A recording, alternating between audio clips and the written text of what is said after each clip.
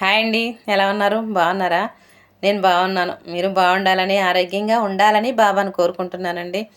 ఈరోజు మన పిల్లలు పెద్దవాళ్ళతో ఉండే రిలేషన్, మనం ఎంతవరకు ఆ రిలేషన్ నిలబెట్టగలుగుతున్నాం, వాళ్ళకి పెద్దవాళ్ళ పట్ల ఉండే గౌరవం, మర్యాద ఎలా మనం నేర్పించగలం అనే దాని గురించి మాట్లాడాలనుకుంటున్నానండి. ఈ రోజుల్లో అమ్మ నాన్నకే పిల్లలు దూరంగా ఉంటున్నారు. పాపం నానమ్మ తాతయ్య, అమ్మమ్మ తాతయ్య అన్న బంధాలకైతే ఇంకా పూర్తిగా దూరం అయిపోతున్నారేమో అనిపిస్తూ ఉంటుందండి. వాళ్ళకి ఏ విలువలు తెలియట్లేదు. ప్రేమ, బంధం ఏమీ వాళ్ళకి అర్థం కావట్లేదండి. ఎందుకంటే వాళ్ళని అలా మనం తయారు చేస్తున్నాం. సింగిల్గానే వాళ్ళని ఈ చిన్న వయసులో నుంచే వాళ్ళని తీసుకెళ్ళి హాస్టల్స్లో వేస్తున్నాం. ఎంతసేపు చదువులు, వాళ్ళ ఫ్యూచర్ బాగుండాలని ఆలోచిస్తున్నాం తప్ప, వాళ్ళ ఫ్యూచర్‌లో వాళ్ళు ఎదగడానికి పెద్దవాళ్ళతో ఉండే అనుబంధం ఎంత గొప్పగా వాళ్ళకి పనిచేస్తుంది అనేది మనకి అర్థం కావట్లేదండి. ఇప్పుడున్న జనరేషన్‌లో అయితే పిల్లలు పెద్దవాళ్ళని చాలా మిస్ అవుతున్నారు. ముఖ్యంగా సిటీల్లో ఉండే పిల్లలైతే మరీ దారుణం అండి.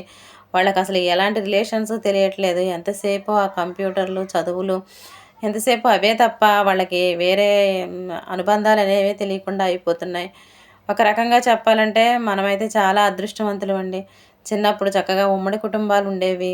అందరూ ఉండేవాళ్ళు. నానమ్మ, తాతయ్య, అమ్మమ్మ, తాతయ్య, పిన్నులు, చిన్నాన్నలు ఇట్లా అన్ని బంధాలతో మనం పెరిగాం కాబట్టే, వాళ్ళు చూపించే ప్రేమ, అనుబంధం, అనురాగం అనే ఒక ఎనర్జీతో మనం పెరిగాం కాబట్టి, మనకి ఇప్పటికీ ఆ బంధాలనేది ఏంటనేది మనకు తెలుసు. కానీ పిల్లల్ని అయితే అలా పెంచట్లేదు అనే అనిపిస్తుందండి. ఒక్కొక్కసారి అయితే నాకు చాలా బాధ అనిపిస్తుంది.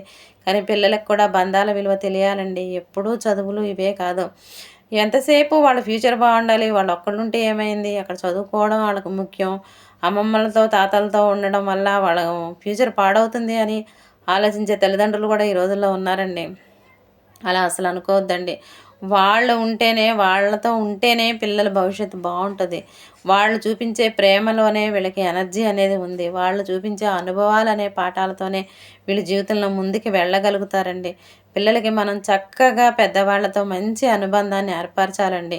కంపల్సరీ వాళ్ళకి మంచి అలవాట్లనేవి కంపల్సరీ మనం నేర్పించాలి. చిన్నప్పటి నుంచే వాళ్ళకి దైవభక్తి అనేది మనం చెప్తే గనక, ఆ దైవభక్తిలో ఉండే మాధుర్యం ఏంటనేది వాళ్ళకి తెలుస్తుంది. దానిలో నుంచే మంచి, చెడు అనేది కూడా వాళ్ళకి అర్థమవుతుంది. వాళ్ళు చేసేది తప్పు, ఒప్పు అనేది వాళ్ళు అర్థం చేసుకోగలుగుతారు.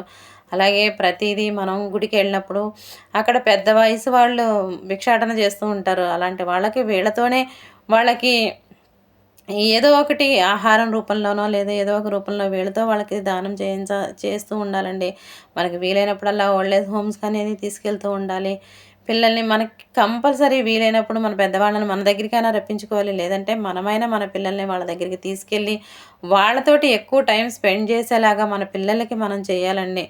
తప్పకుండా పిల్లలకి పెద్దవాళ్ళతో ఉండే అనుబంధాలను మాత్రం మనం పెంచగలిగితే మన పిల్లల భవిష్యత్తు చాలా బావుంటుందండి. ఎందుకంటే ఈ రోజుల్లో పిల్లలకైతే ఏ అనుబంధాలు తెలియట్లేదండి. ఎన్ని ఓల్డ్ ఏజ్ హోమ్స్ వస్తున్నాయి అంటే దానికి కారణం ఎవరో కాదండి మనమే.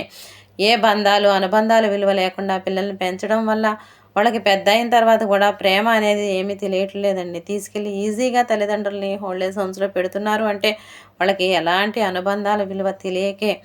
ఇలాంటివన్నీ తగ్గాలి. తల్లిదండ్రులని ప్రేమగా చూసుకోవాలి అంటే మాత్రం పిల్లల్ని బాగా పెంచగలిగే శక్తి తండ్రిగా మన చేతుల్లోనే ఉంది. తల్లిగా మన చేతిలోనే ఎక్కువ ఆ బాధ్యత ఉందండి.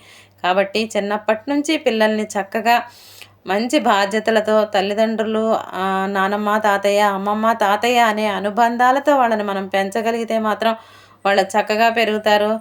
వాళ్ళు ఇచ్చే ఎనర్జీతో వీళ్ళు భవిష్యత్తులో చాలా పవర్‌ఫుల్‌గా ఉంటారు. చక్కగా పెరుగుతారు. మంచి చదువులు చదివిద్దాం. అలాగే మంచి అనుబంధాలని కూడా వాళ్ళకి నేర్పిద్దామండి. వాళ్ళని మంచి పౌరులుగా మనం తీర్చిదిద్దుదామండి. నా వీడియో మీకు నచ్చినట్టయితే లైక్ చేయండి, షేర్ చేయండి. ప్లీజ్ సబ్స్క్రైబ్ చేయండి. Thank you very much.